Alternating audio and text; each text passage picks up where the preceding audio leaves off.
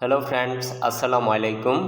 তো আজ আমি আপনাদেরকে দেখাবো চিকেন কর্ন স্যুপ বানিয়ে। তো এখানে তার জন্য আমি নিয়েছি হলো চিকেন, সুইট কর্ন আর দিয়ে দিচ্ছি 2টা কাঁচামরিচ।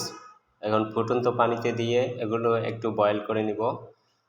তো বন্ধুরা, যারা শীতকালে খুবই অসুস্থ থাকেন তাদের জন্য এই রেসিপিটি আপনারা ইচ্ছা করলে বাসায় বানিয়ে খেতে পারবেন। খুবই সহজভাবে আমি উপস্থাপন করতেছি। তো এখন দিয়ে দিচ্ছি হোয়াইট পেপার, মানে সাদা গোলমরিচের গুঁড়া।